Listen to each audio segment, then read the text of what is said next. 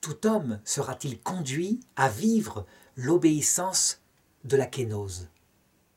La réponse est oui, en tout cas tout homme qui sera sauvé. Pour une raison simple, je l'ai dit tout à l'heure et j'y reviens maintenant, personne ne peut voir Dieu sans mourir à soi-même. Parole révélée à Moïse, nul ne peut voir Dieu sans mourir. La cause étant dans l'essence même de la Trinité, qui ne peut pas se changer puisqu'elle est elle-même infinie, kénose, chaque personne mettant l'autre en avant alors qu'elles sont parfaitement égales en nature. Et donc elles devraient être simplement humbles les unes devant les autres en disant « je suis identique au Père, je suis identique au Fils, etc. »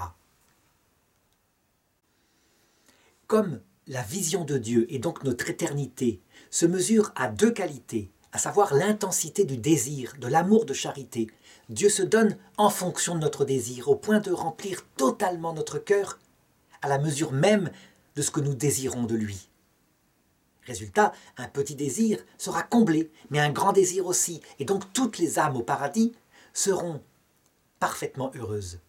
Mais la deuxième qualité, c'est la profondeur de notre humilité, comme si un vase infini se creusait dans notre âme que Dieu peut remplir de sa présence. Donc, si ce vase est très profond, dû à notre humilité, on pourrait dire que le désir en conséquence est plus grand et que Dieu peut venir davantage se montrer à nous. L'expression que je viens d'utiliser est sans doute maladroite. Il se montre pleinement, évidemment, mais tout de même, le récepteur que nous sommes ne voit pas Dieu comme Dieu se voit.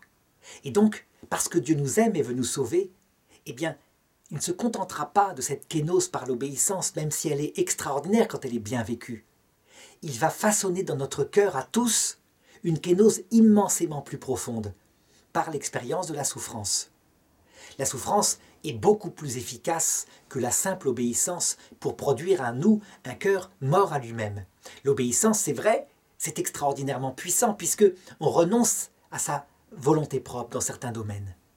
Mais lorsqu'on obéit à des choses qui s'imposent à nous, qu'on ne peut pas contrôler, qui viennent de Dieu parfois, par l'intermédiaire de la vie, par l'intermédiaire d'ennemis, etc., eh bien, il peut se développer dans notre cœur une kénose beaucoup plus profonde, par l'expérience du désespoir.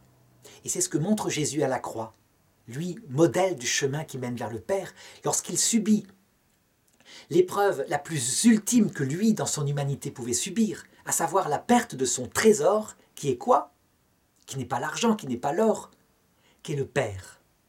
Le Père. Et c'est pourquoi à la croix, il dit, dans un cri de désespoir, « Mon Dieu, pourquoi m'as-tu abandonné ?» Ça veut dire qu'il a accepté que son intelligence humaine ait l'impression que le Père s'était totalement retiré de lui.